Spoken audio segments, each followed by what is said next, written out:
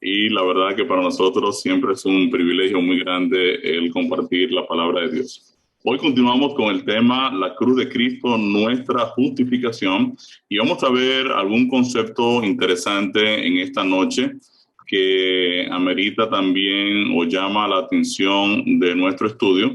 Eh, Quiero compartir aquí un minuto la presentación. Aquí está. Eh, Hoy vamos a hacer un pequeñito resumito donde nos quedamos el viernes y de aquí vamos a hacer también un pequeño análisis sobre el concepto de la cruz y nuestra justificación y Cristo como nuestro sustituto. Así que como cada noche quiero invitarles a que me acompañen en la oración y de esta manera pues nos presentamos delante de nuestro Dios. Querido Padre Celestial, te queremos seguir dando gracias por tu gran amor, tu gran cuidado. Gracias por el fin de semana que obtuvimos. Gracias porque iniciamos la semana bajo tu dirección, bajo tu protección. Y queremos pedirte, Dios, en el nombre de Jesús, que tu presencia, tu compañía continúe en medio nuestro. Quiero pedirte de manera especial en el nombre de Jesús que la presencia de tu Santo Espíritu habite en nuestros corazones, toque nuestros pensamientos y que tu palabra pues nos ayude a cada día confiar más en este extraordinario sacrificio que pagó por nuestra redención eterna. Bendice de manera especial cada hermano que está con nosotros, los que están en ruta también acompáñalos, apúrales el paso y te pedimos, oh Dios, que a través de este estudio de tu palabra, pues tú nos ayudes a confiar más en ti y a colocar nuestra esperanza de salvación en Cristo Jesús. Gracias, Padre Celestial, en el nombre de Jesús te lo pedimos.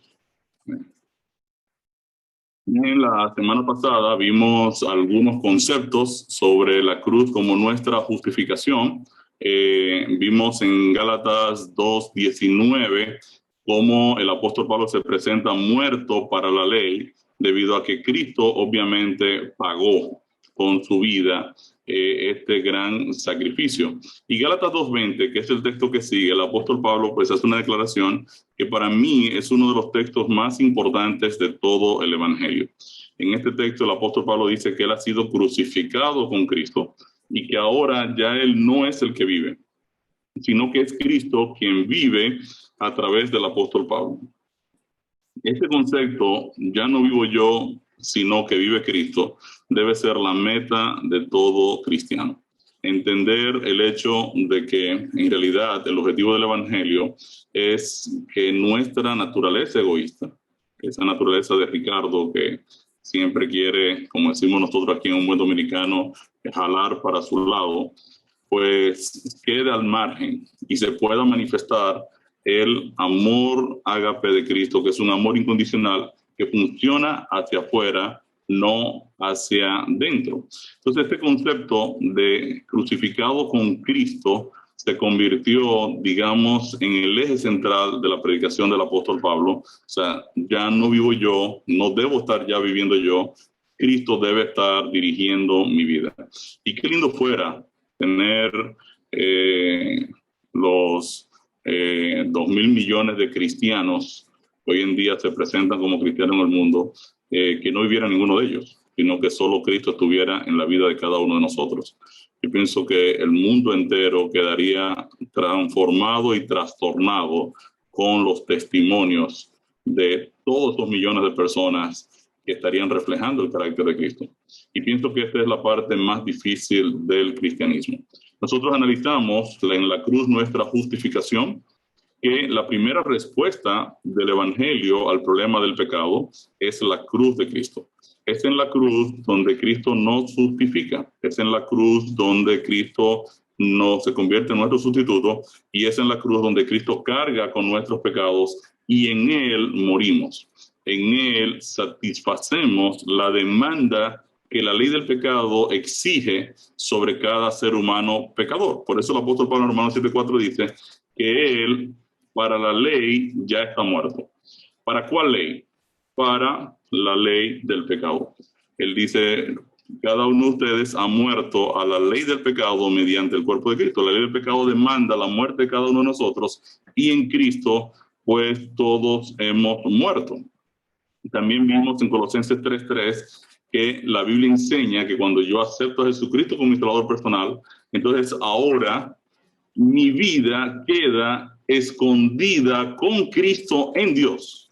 Yo digo, gloria a Dios. Alabado usted el Señor, que Él puede tomar a una persona pecadora sin esperanza de salvación, puede tomar a una persona que viene con una trayectoria egoísta, tocarlo de manera especial, morir en lugar de esa persona, otorgarle vida eterna, perdonarle los pecados y luego protegerlo y meterlo en Cristo y ahora abrazarlo, cubrirlo bajo la presencia de nuestro Dios. Colosenses 3:3 es un texto para mí extraordinario. Y Romanos 6:7, el apóstol Pablo dice, porque el que ha muerto ya ha sido justificado del pecado. En otras palabras, la ley del pecado dice, usted tiene que morir, y ahora Cristo dice, ya Él murió. Ya Él me aceptó a mí, aceptó mi sacrificio, aceptó mi muerte, así que para los fines del lugar, ya Él murió pecado. Ahora Él ha sido justificado, Él ha sido perdonado. Y qué cosa extraordinaria que el Evangelio presenta. Entonces, el primer contraataque del Evangelio al problema del pecado se conoce en la Biblia como justificación. Justificación, hemos dicho, y podemos enfatizar para que nos quede bien grabado, justificación es un término legal que indica que alguien ha pagado por la condena de otro. Alguien sustituyó a una persona que tenía una penalidad o una persona sobre la cual gravitaba una condena, alguien la asumió y a cambio le ha otorgado la libertad a esa persona porque ya la justicia ha sido satisfecha. Entonces, justificar es un término que no es muy común en el mundo humano. Obviamente nadie va a asumir la condena de un criminal o la condena de otro, de una persona que ha caído presa o alguna persona que ha sido condenada a muerte. Pues es muy difícil que aparezca alguien, como bien dice el apóstol Pablo en Romanos 5, del 6 en adelante. Dice, es difícil que aparezca alguien que quiera morir por otro. Incluso tal vez, dice, pudiera ser que alguien quisiera morir por un justo. Digamos, una persona justa necesita un trasplante de corazón y que aparezca alguien que diga, no, pero Ricardo no puede morir, yo le voy a dar mi corazón. El apóstol Pablo dice, mire, eso es muy escaso que aparezca. Puede ser que aparezca, pero es muy escaso que aparezca. Puede ser que aparezca de un padre a un hijo, de un hijo a un padre, en una relación familiar muy cercana, de un esposo a una esposa. Tiene que haber una compatibilidad también, pero es muy difícil que aparezca. Ahora, lo que no va a aparecer es que alguien esté dispuesto a morir por una persona que ha cometido una falta grave. Y aquí donde el Evangelio entra y el apóstol Pablo dice en Romanos 5:8, más Dios muestra su amor para con nosotros en que siendo aún pecadores, enemigos de Dios, débiles e impíos, Cristo murió por nosotros. Y usted tiene que decir, gloria al Señor, que Él toma mi carga de pecado, toma mi carga de condena y la asume y me justifica, me perdona. Él asume mi condena y en cambio me redime. Redimir también es una palabra que se da en el contexto de esclavos que han sido liberados de la esclavitud. Han sido comprados para ser librados, para ser libres. Y esto es lo que significa la justificación. Entonces hemos visto que, vimos también en Romanos 8:2 que Jesús, el apóstol Pablo declara que la ley del Espíritu de vida en Cristo Jesús, fíjense, en Cristo nuevamente, me ha librado de la ley del pecado y de la muerte. Y Romanos 6:22 dice que ahora que he sido libertado del pecado y ahora paso a ser siervo de Dios, antes yo era siervo o esclavo del pecado, ahora pasé de ser esclavo del pecado a ser siervo de Dios. Tengo como fruto, como resultado de esta libertad, tengo la santificación. Y eso lo vamos a estudiar un poquito más adelante, porque la santificación significa he sido apartado para un uso sagrado. Dice, y tengo como fruto la santificación y como fin la vida eterna. O sea que Romanos 6:22 me está diciendo ahora qué pasa con la persona que ha sido libertada del problema del pecado por medio de la justificación, por medio de la cruz de Cristo. Jesús habló del concepto de que cada persona tiene que poder entender la cruz y tiene también que entender que diariamente hay que crucificar esta vieja naturaleza. O sea, diariamente yo tengo que venir ante la presencia de nuestro Dios y decirle, bueno, Señor, hay que crucificar ahora mismo a Ricardo. Antes de que empiece a trabajar, antes de que empiece el día, hay que crucificar a Ricardo. Entonces, obviamente, crucificar es ahora dejar al hombre inmóvil, de manera tal que no se pueda mover, ¿verdad? Sino que ahora pueda el Espíritu de Dios obrar en mi vida. Y ese es un proceso diario. Jesús dice, si alguno quiere venir en pos de mí, niéguese a sí mismo, tome su cruz cada día y síganme. Quiere decir que aquí hay un proceso de muerte o de suicidio espiritual. O sea, diariamente yo debo negarme a mí mismo. Quiere decir que mis deseos personales, mis egoísmos, mis deseos carnales deben ser negados, ¿verdad? Deben ser crucificados. Y entonces ahora Cristo puede, a través del Santo Espíritu, obrar en nuestras vidas. El apóstol Pablo tenía esto bien claro en 1 Corintios 15:31. Él declaraba a la iglesia de Corinto, os aseguro, hermanos, por la gloria de que de vosotros tengo en nuestro Señor Jesucristo, que cada día muero, cada día muero. Y también Jesús comparó el proceso de nuestra muerte con lo que sucede con un grano de trigo, una semilla, que cae en tierra y muere. Y Jesús estaba presentando lo que significó su experiencia en la cruz del Calvario. Él tuvo que morir para poder llevar mucho fruto, para poder llevarnos a nosotros. Y de igual manera, mis queridos hermanos, nosotros tenemos que aprender a morir si queremos ver a nuestra esposa, a nuestros hijos, a nuestros familiares, a nuestros amigos salvados. Si queremos ver esos frutos a nuestro alrededor, tenemos que aprender el proceso de morir. Entonces, bueno, básicamente en este contexto ahí nos quedamos. Hubo una pregunta que hicimos, que fue mi respuesta al tema, que dice, ¿entiende usted que cuando Cristo murió en la cruz, la vida adánica con la que usted nació también llegó a su fin en él? Obviamente. ¿Cree usted, en cambio, que Dios le dio la vida eterna de su Hijo para que pueda vivir para siempre? Definitivamente el Señor nos entregó su vida. Ahora, ¿qué pasa?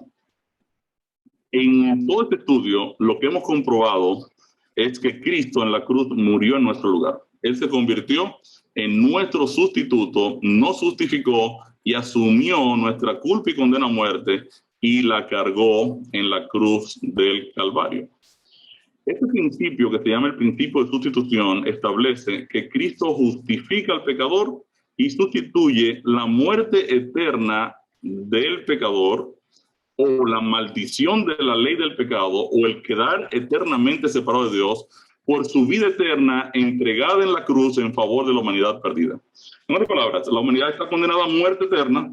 Cristo asume esta maldición, la carga y a cambio nos oferta la vida eterna que Él entrega por nosotros en la cruz del Calvario. Cuando estudiamos el concepto del supremo sacrificio de Cristo, decíamos entonces que en la cruz la transacción que paga por mi salvación no son las heridas, los golpes, las espinas, o sea, no. Esos son la demostración real de que el enemigo de Dios es un asesino. Lo que paga por mi salvación es la transacción donde Jesús estuvo dispuesto a entregar su propia eternidad al Padre para que la dispusiera en favor de nosotros. Si hubiese habido pecado en Cristo, pues obviamente todo colapsa, todo el plan de salvación colapsa. Pero al no haber pecado en Cristo, el Evangelio se convirtió en una buena noticia. Se convirtió en Evangelio. ¿Por qué? Porque el proyecto de nuestra redención fue exitoso en Cristo. Tal vez ustedes se preguntan, Bueno, se necesitan tantos textos para enseñar este principio de sustitución del Evangelio. En Juan 3:16, por ejemplo, Génesis nos puede ayudar. Sí, buenas noches, Dios les bendiga. Dice, porque de tal manera amó Dios al mundo que ha dado a su Hijo unigénito para que todo aquel que en él cree no se pierda, mas tenga vida eterna. Un texto central de toda la Biblia, Juan 3:16, es un texto sumamente conocido. O sea, Dios hizo un trueque. O sea, Dios ha dado a su Hijo unigénito para que gratuitamente, ¿verdad? Gratuitamente, el que cree en esto que Dios hizo en Cristo, entonces puede alcanzar la vida eterna. No hay que pagarlo, no hay que comprarlo, sencillamente hay que aceptarlo por la fe. Y cuando yo lo acepto por la fe, yo digo, wow, lo que Dios ha hecho por mí ha sido extraordinario. Yo creo en eso, lo acepto y estoy dispuesto a vivir para aquel que entregó su vida por mí. Ahora, necesitamos quizás algunos otros textos que nos digan más o menos este concepto de sustitución. O sea, la vida de Cristo a favor del pecador condenado a muerte. Vamos a leer 1 Corintios 15:3. Porque primeramente os he enseñado lo que asimismo recibí, que Cristo murió por nuestros pecados conforme a las Escrituras. ¿Ven? Cristo cargó nuestros pecados. Romanos 5:18.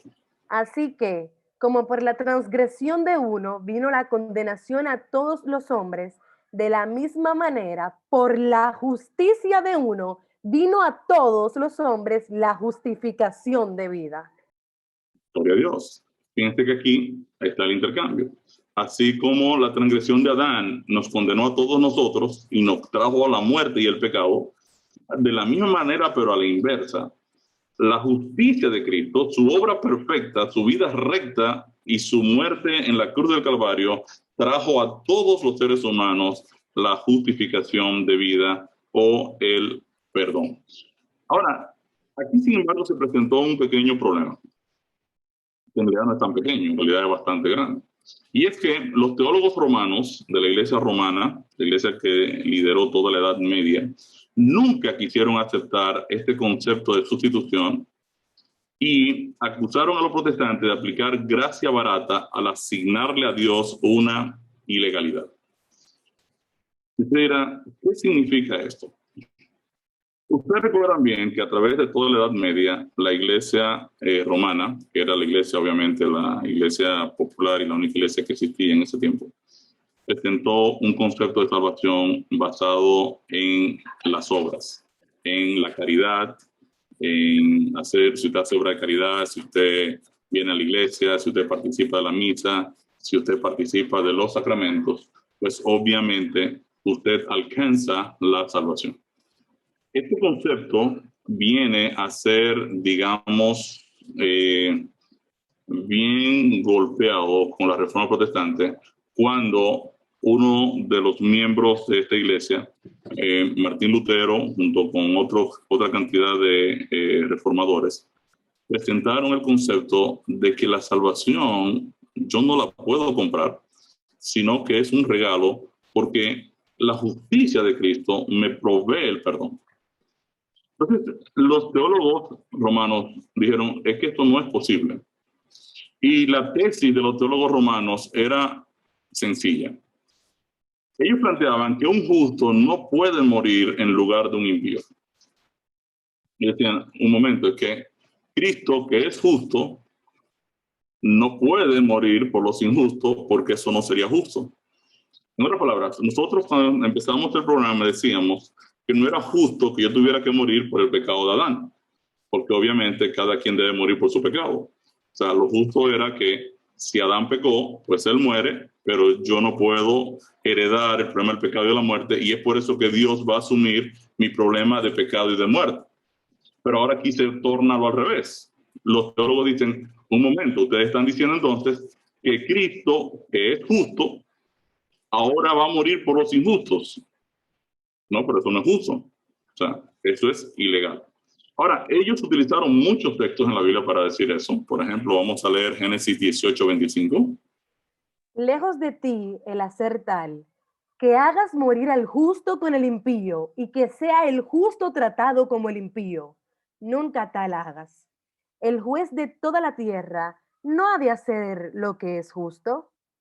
Entonces, aquí está Abraham conversando con Dios y Abraham le está diciendo a Dios, un momento, Abraham empieza a negociar con Dios porque Dios le ha dicho a Abraham que él va a destruir la ciudad de Sodoma. Y en Sodoma estaba el sobrino de Abraham, que era Lot y su familia. Entonces Abraham comienza ahora un proceso de negociación con Dios. Y le dice, bueno, tú estás haciendo algo que es incorrecto. Y Dios le dice, ¿por qué? Dice, bueno, porque tú estás condenando a toda una ciudad y pudiera existir la posibilidad de que hubieran ahí personas justas. Entonces tú vas a destruir a los justos junto con los impíos. Y Dios dice, ¿cómo así? Dice, bueno, si imagínate que hubiesen 50 justos. ¿Tú destruirías esos 50 justos junto con todos los impíos? Y Dios entonces le dice a Abraham, mira Abraham, si hubiesen 50 justos en Sodoma, yo no destruiría la ciudad. Pero Abraham entonces dice, bueno, pero quizás no hayan 50, quizás hayan 40. Y Dios le dice a Abraham, mira, por amor a los 40 no la destruiría. Y ahora Abraham baja a 30 y le dice, mira, de repente hay 30. Y Dios le dice, si hubiesen 30, yo no la destruiría. Y ahora Abraham dice, tal vez, no se enoje mi señor, pero de repente hayan 20. 20. Y Dios dice, no destruiría la ciudad por amor a los 20. Y finalmente Abraham termina en 10. Y Dios le dice, no la destruiría por amor a los 10. Y ya Abraham no siguió regateando más. Pero él inició esta discusión diciendo, tú no puedes hacer eso, le dice a Dios, porque tú estarías haciendo morir al justo como al impío y estarías tratando al justo como al impío. Eso no lo puedes hacer porque tú eres una persona justa. Por ejemplo, Éxodo 23:7, ¿qué nos dice? De palabra de mentira te alejarás y no matarás al inocente y justo, porque yo no justificaré al impío.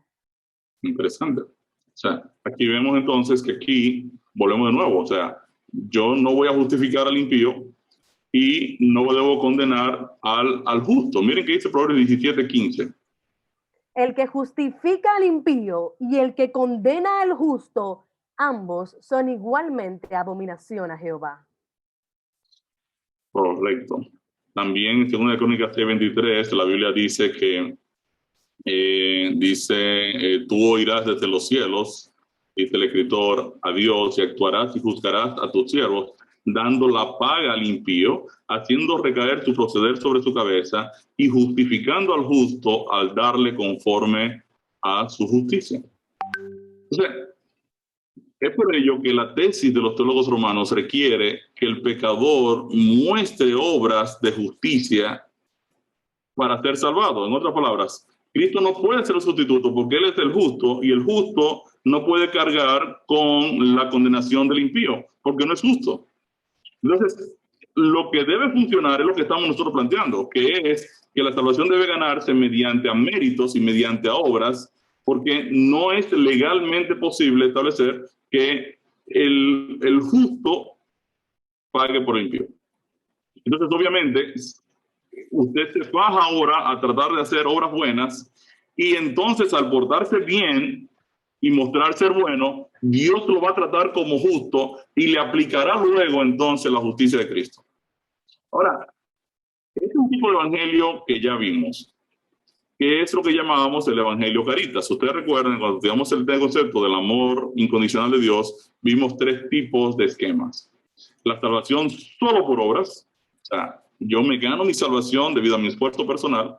Luego está el evangelio caritas. El evangelio caritas es un evangelio contaminado o pervertido donde el hombre hace un esfuerzo personal por portarse bien y Dios ahora le completa ese esfuerzo con el sacrificio de Cristo. Y luego tenemos el evangelio ágape, donde la salvación es solo por gracia, es un regalo que viene de arriba. Ustedes recuerdan que vimos estos grafiquitos, el evangelio eros, con los mineros tratando de salirse solos del hoyo, luego el evangelio caritas, donde hay una combinación de una parte es de obras y otra de la fe en Cristo, y luego el Evangelio ágape, donde la salvación es solo por la fe. Entonces, obviamente, aquí tenemos una situación un poquito compleja, porque por un lado tenemos entonces un grupo que presenta que la salvación es solo por medio de la fe, y tenemos otro grupo que dice, un momento, Cristo no puede ser el sustituto porque obviamente estaría pagando el justo por los injustos.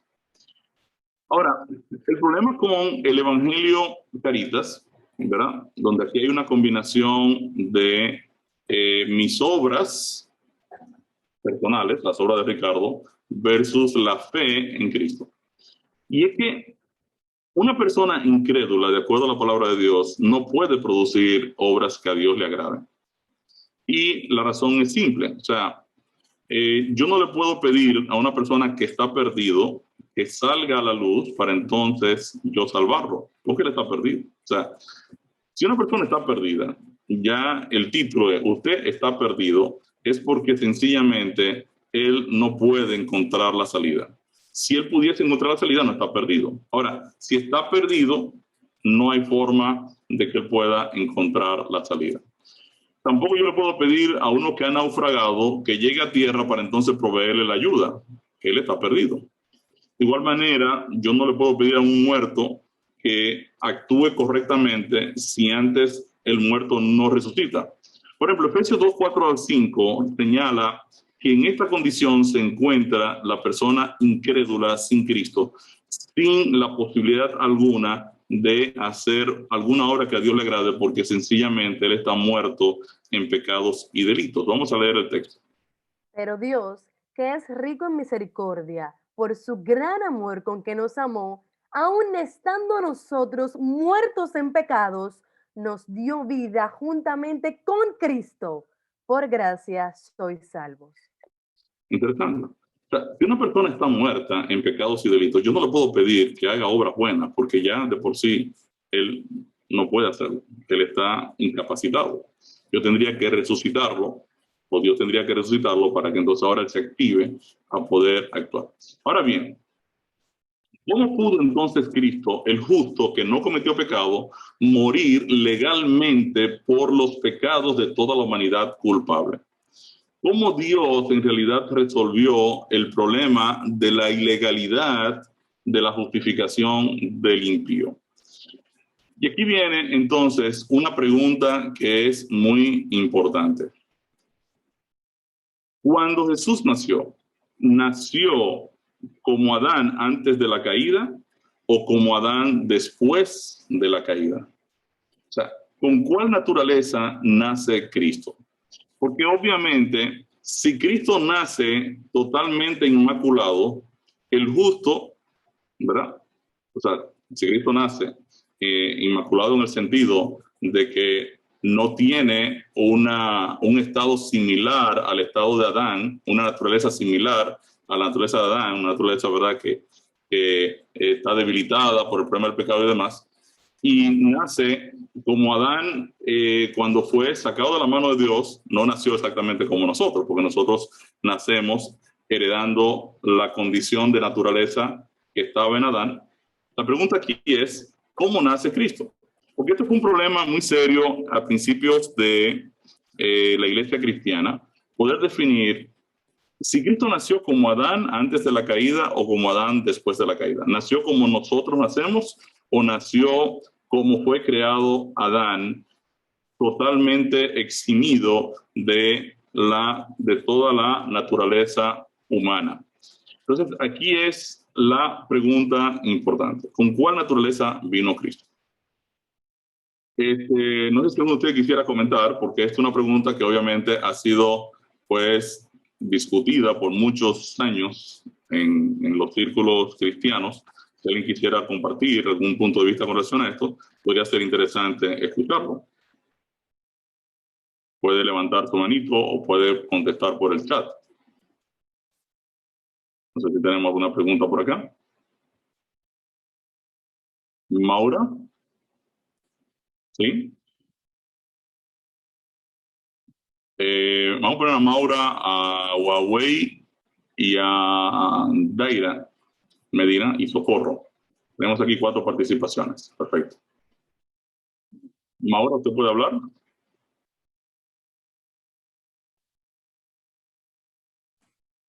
Sí, buenas noches a todos. Bendiciones.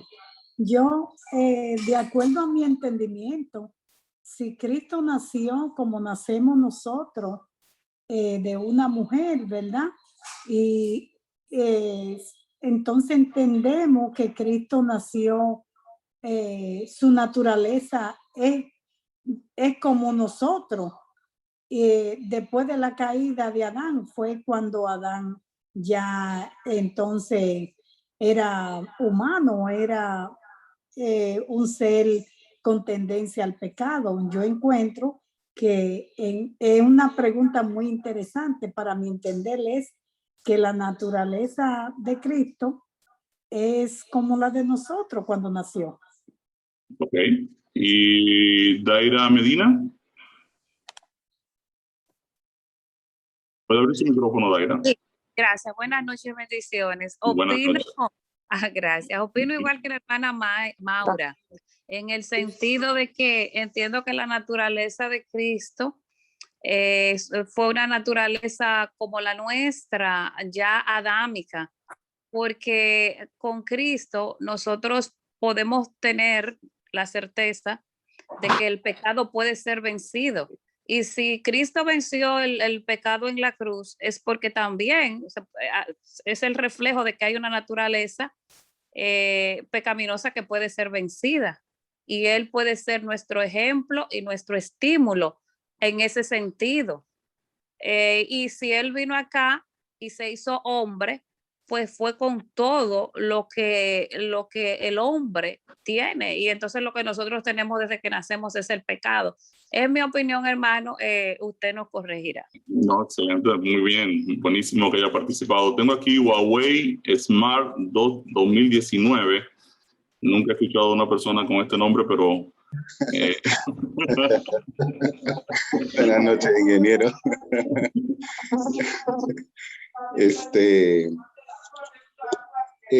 Yo lo que pienso es que en lo poco que he entendido, y en lo poco, porque hasta ahora me bauticé, que casualmente les había pedido oración por mi bautizo y ya lo logré hace 15 años. Gloria a Dios. Amén.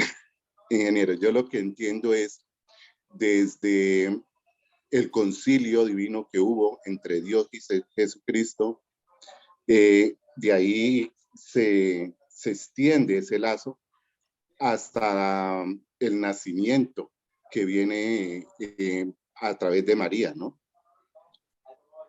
Es una, ¿cómo le explico?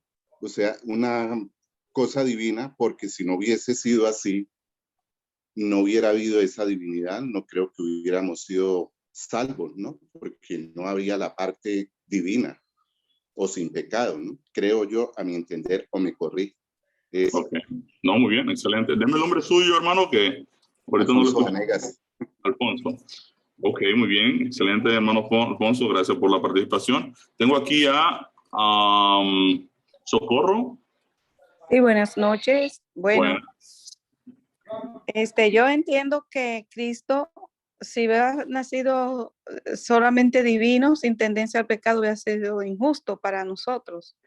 Yo entiendo que Él nació con su don naturaleza por la razón de que Él fue engendrado por el Espíritu Santo y esa naturaleza espiritual para hacer cosas, como decir, para tener ventaja con nosotros, no le era posible utilizarla.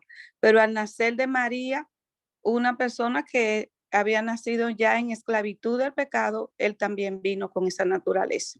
Así que él vino con la misma ventaja a pelear con la misma desventaja que tenía Adán y a pelear aquí en el mundo para darnos ejemplo a nosotros de cómo nosotros podríamos vencer. Él es nuestro ejemplo y gloria a Dios que como humano venció, bendito sea su nombre, que nosotros podemos vencer también por medio de él. Excelente, tengo aquí a Ana Román. Hay que poner a Ana Román y a Zunilda, y con esas dos ahí concluimos esta pregunta. Buenas noches, bendiciones para todos. Buenas noches. Yo entiendo para mí que él nació con la naturaleza de Adán después del pecado. Pero entiendo que también dice la palabra de Dios que él se hizo pecado, pero sin pecar. Ok. Muy bien. ¿Y Sunilda? Sí, es Pedro el que le va a hacer la pregunta. No, Pedro no puede hacer pregunta. Yo soy el que estoy preguntando acá. Sí, sí, yo voy a responder,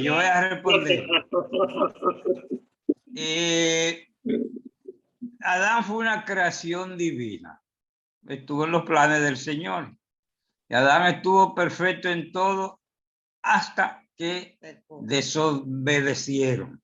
Entonces yo creo que Jesús nace con esas mismas características iniciales de Adán, sin pecado.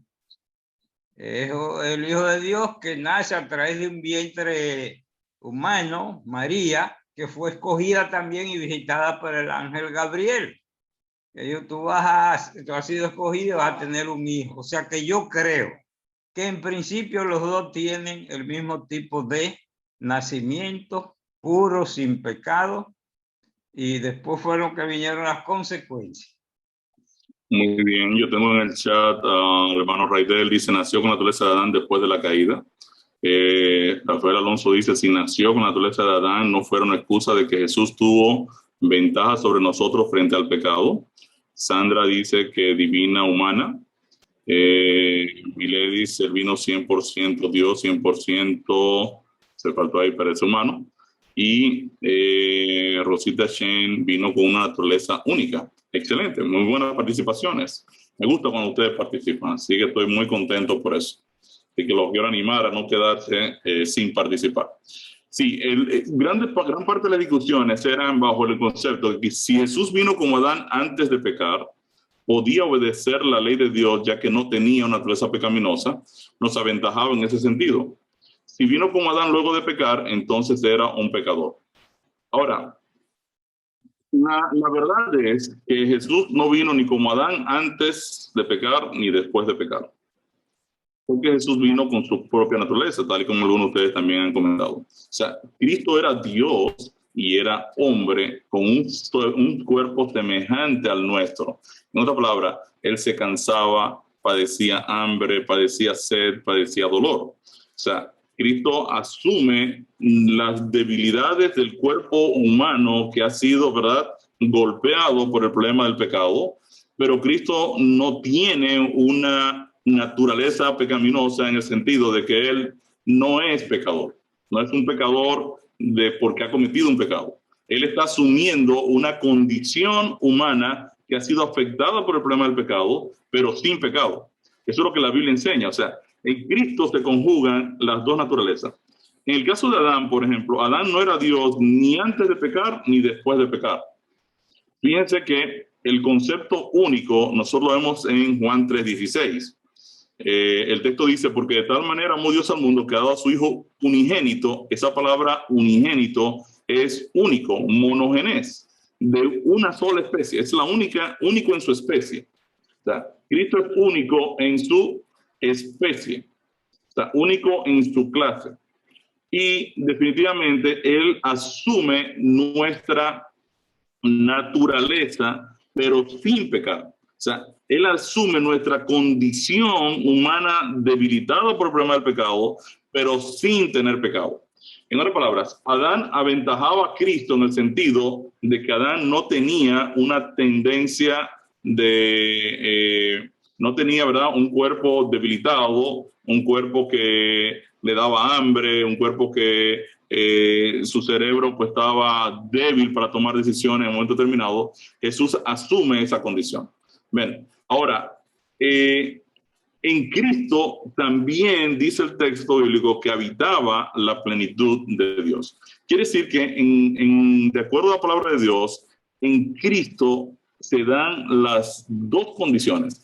Cristo es 100% Dios y es 100% hombre, ¿verdad?, como nosotros que hemos nacido con un cuerpo debilitado por el problema del pecado, pero sin pecado. Vamos a leer Romanos 8:3. Porque lo que era imposible para la ley, por cuanto era débil por la carne, Dios, enviando a su Hijo en semejanza de carne de pecado, y a causa del pecado, condenó el pecado en la carne. Es interesante. O sea, Cristo viene en semejanza, no dice igual. O sea, en semejanza, como parecido a la carne de pecado, pero sin pecado. Vamos a leer Hechos 4:15. Porque no tenemos un sumo sacerdote que no pueda compadecerse de nuestras debilidades, sino uno que fue tentado en todo, según nuestra semejanza, pero sin pecado. Según nuestra semejanza, como nosotros, pero no nosotros, no igual a nosotros. O sea, Cristo no es igual a los seres humanos, ni antes de pecar, ni después de pecar. Él es similar en cuanto a que ha asumido nuestra condición humana débil, pero al mismo tiempo, Él es Dios. Cuando usted analiza el tema de Cristo, Jesús decidió nacer en su primer nacimiento. Él se entregó a sí mismo por nosotros. Eso lo enseña Gálatas 2:20. Jesús nació en forma diferente a la que nosotros nacemos. Él nació del Espíritu, concebido del Espíritu. O sea, cuando usted analiza a Cristo, en su primer nacimiento, Cristo decidió nacer. Y decidió nacer porque Él era uno con el Padre. Él es el creador. Él se encarna. Ese es el misterio de cómo Dios toma a Cristo, que está con Él, que es el creador de todas las cosas, el verbo que era con Dios, estaba con Dios, y por medio de Él fueron hechas todas las cosas. Y ahora Cristo se encarna, asume la humanidad. Él lo decide hacer.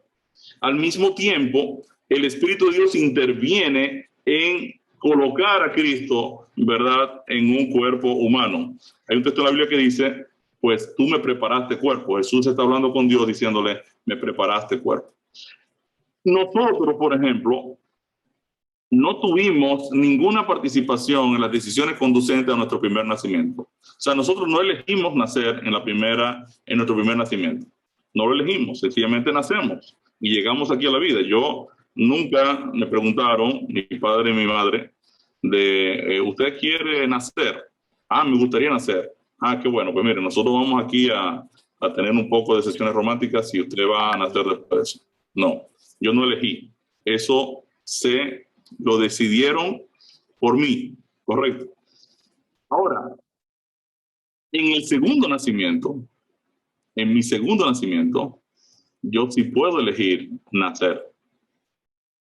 Por eso Jesús le decía a Nicodemo, tú tienes que nacer de nuevo. Y como decía, ¿cómo que nacer de nuevo? ¿Entrar de nuevo al vientre de mi madre? Dice, no, tú tienes que nacer del agua y del Espíritu. Eso lo vamos a ver un poquito más adelante. O sea, el segundo nacimiento es del Espíritu. Y yo sí lo decido. Quiere decir que, si bien yo no intervengo en mi primer nacimiento, en mi segundo nacimiento, yo estoy emulando lo que Cristo hace en su primer nacimiento. Cristo decide nacer y viene con un nacimiento del Espíritu. Por eso es que en Él habita toda la plenitud de Dios y al mismo tiempo Él asume nuestra naturaleza humana.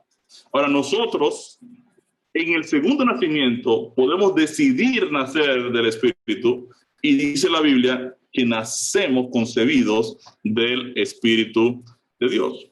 Entonces, esto es bien interesante. O sea, para resolver la ilegalidad, el problema de la ilegalidad, lo que Dios hace es conectar el cielo con la tierra por medio de Jesús. Vamos a leer Génesis 28, 2 y 16 y vamos a ver esta ilustración que la palabra de Dios presenta y qué representa esta ilustración. Y soñó, y he aquí una escalera que estaba apoyada en tierra, y su extremo tocaba en el cielo. Y he aquí ángeles de Dios que subían y descendían por ella. Muy bien. Y despertó Jacob de su sueño y dijo, ciertamente Jehová está en este lugar y yo no lo sabía. Okay. Aquí veo a Jacob que está soñando y él ve una escalera que conecta el cielo con la tierra. Ahora, ¿a quién representa esta escalera del sueño de Jacob? Pues obviamente a Jesús. Ahora, ¿por qué podemos decir que representa a Jesús? Porque la Biblia lo dice. Vamos a leer Juan 1:51. Y le dijo Jesús: de cierto os digo, de aquí en adelante veréis el cielo abierto y a los ángeles de Dios que suben y descienden sobre el Hijo del Hombre. Es interesante. Jesús es la escalera que conecta al Dios Santo con el hombre pecador. Cristo llevaba en sí mismo dos naturalezas. Era Dios y era hombre como Adán luego de la caída. O sea, asumió las debilidades de Adán, pero sin pecado. Dios conectó el cielo con la tierra por medio de Jesús. Entonces, esta escalera representa a Cristo Jesús, 100% Dios, 100% hombre. Entonces, aquí hay una pregunta importante. O sea, el Espíritu Santo Dios hace concebir a María pecadora. Ahora, ¿era María pecadora? Es una pregunta interesante que nosotros debiéramos responder. ¿Era María pecadora? Vamos a ver qué dice la palabra de Dios con relación a esto. Vamos a ver cómo la propia María se refería a sí misma. Vamos a leer Lucas 1:46-48. Entonces María dijo: engrandece mi alma al Señor, y mi espíritu se regocija en Dios, mi Salvador, porque ha mirado la bajeza de su sierva. Pues he aquí, desde ahora me dirán bienaventurada todas las generaciones. Pues fíjense que María dice: engrandece mi alma al Señor, y mi espíritu se regocija en Dios, mi Salvador. Quiere decir que María reconoce que ella necesitaba un Salvador, y sigue diciendo: porque ha mirado la bajeza de su sierva. O sea, María se consideraba entonces que ella era pecadora. Entonces, Dios había resuelto la aparente ilegalidad uniendo a Cristo con la humanidad pecadora que Él vino a salvar desde el momento mismo de su concepción. Por eso que el apóstol Pablo dice en 2 Corintios 5:21, al que no conoció pecado, por nosotros lo hizo pecado, para que nosotros fuésemos hechos justicia de Dios en él. ¿por qué Cristo se encarnó? En primer lugar, para Dios poder ejecutar juicio sobre el pecado en la persona de Cristo, lo unió con la humanidad que vino a salvar. La encarnación le dio a Jesús el derecho legal de vivir y morir en favor del hombre. Es en este sentido que Cristo fue hecho pecado por nosotros, para que nosotros fuésemos hechos justicia de Dios en él.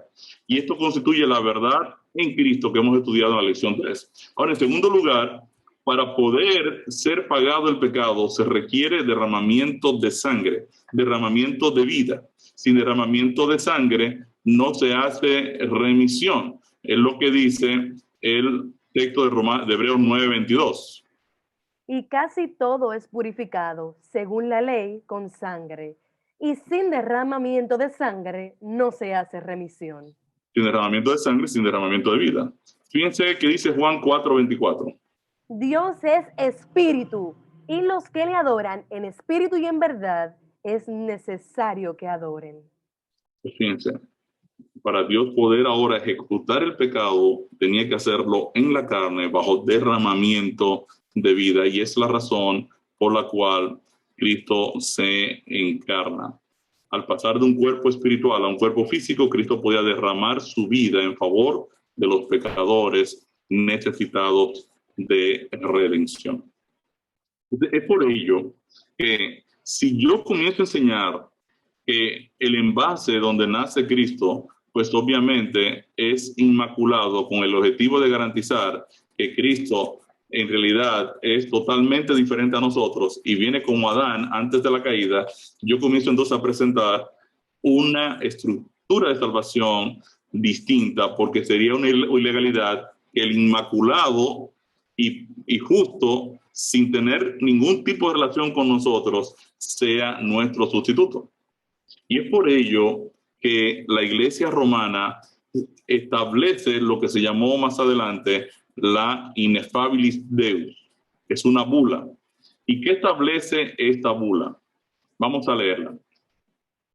Dice, esta bula Ineffabilis Deus del 8 de diciembre de 1854 declara: para honra de la Santísima Trinidad, para la alegría de la Iglesia Católica con la autoridad de nuestro Señor Jesucristo, con la de los santos apóstoles, Pedro y Pablo y con la nuestra, definimos, afirmamos y pronunciamos que la doctrina que sostiene que la Santísima Virgen María fue preservada inmune de toda mancha de culpa original desde el primer instante de su concepción, por singular privilegio y gracia de Dios omnipotente, en atención a los méritos de Cristo Jesús, Salvador del género humano, ha sido revelada por Dios y por tanto debe ser firme y constantemente creída por todos los fieles.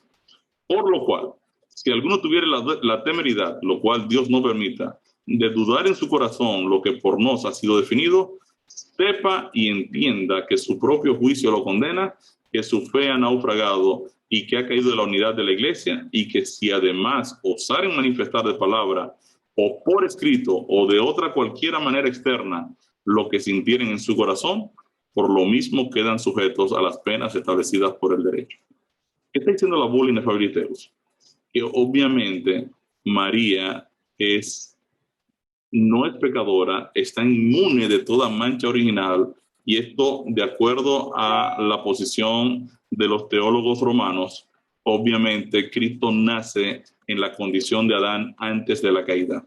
Y es por ello que la Iglesia romana demanda la salvación por obras, porque al establecer que María es inmaculada, pues obviamente están estableciendo el concepto de la salvación por obras, porque sería ilegal que Cristo pueda representarnos a nosotros.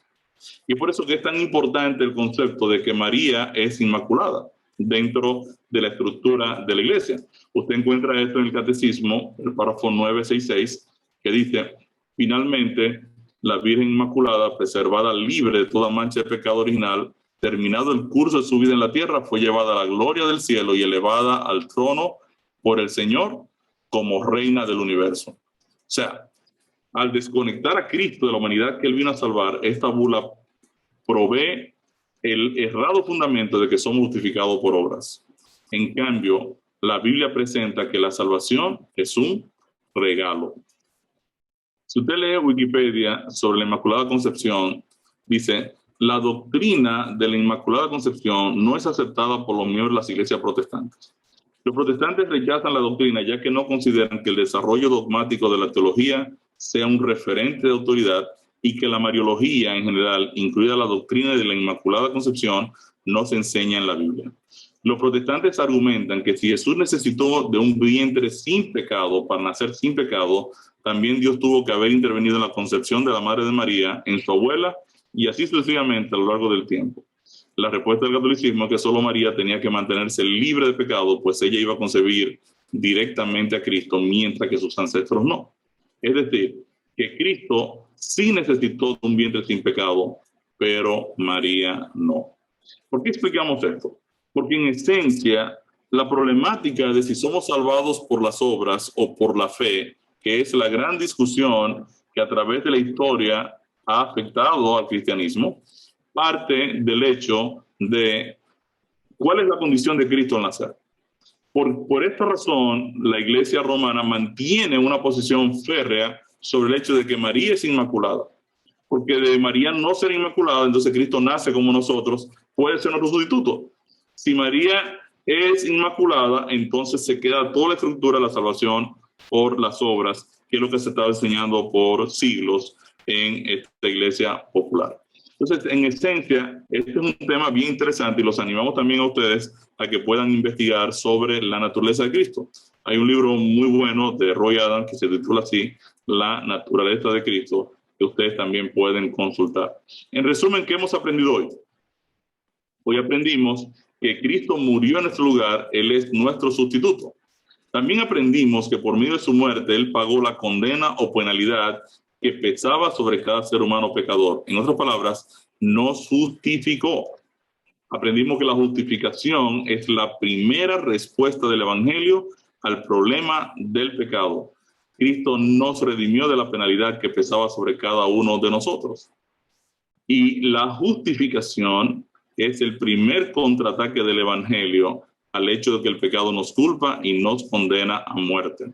Finalmente aprendimos que, como todo regalo, esta justificación puede ser aceptada o rechazada. Amén.